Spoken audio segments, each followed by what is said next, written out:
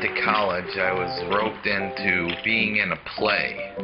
I was like this last-minute replacement in West Side Story, and it was put on by the African American Society.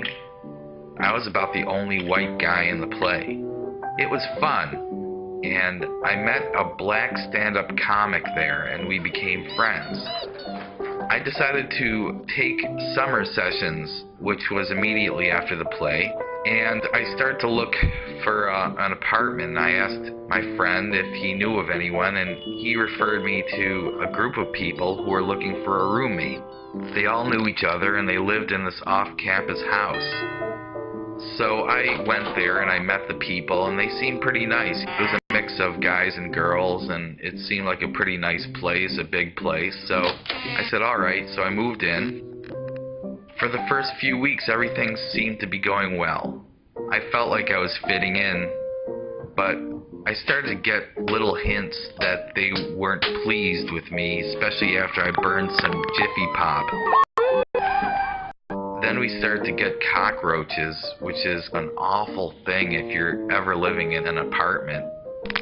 I started to get the feeling that I wasn't liked. I just had this nagging feeling that something was going on behind my back. One of the girls started giving me the silent treatment. At the time, I was dating this really attractive young woman from Kuwait.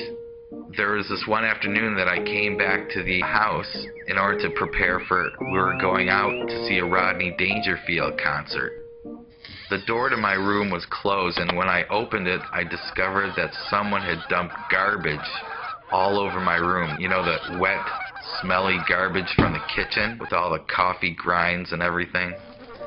It was really disgusting, but because I only had about an hour, I picked up the garbage, and then I picked up my date. So we went to the theater downtown, and it was kind of weird because while watching Dangerfield, I was thinking about garbage. That's all I could think about. Afterwards, my date was telling me that she couldn't understand why they were laughing at what Rodney was saying and why he was making fun of his wife. So I came home and I just felt like something was happening, and sure enough, the ringleader, who was like this red-haired guy from Pittsburgh, told me that they all wanted to have a meeting with me that night. At about 7 o'clock, we were all sitting in the living room, and it was really uncomfortable. They all started to accuse me of stuff, you know, like not being clean and being unfriendly and all this kind of stuff. It was like in slow motion with the sound turned off. And you know how sometimes you're so shocked that you can't really say anything or react?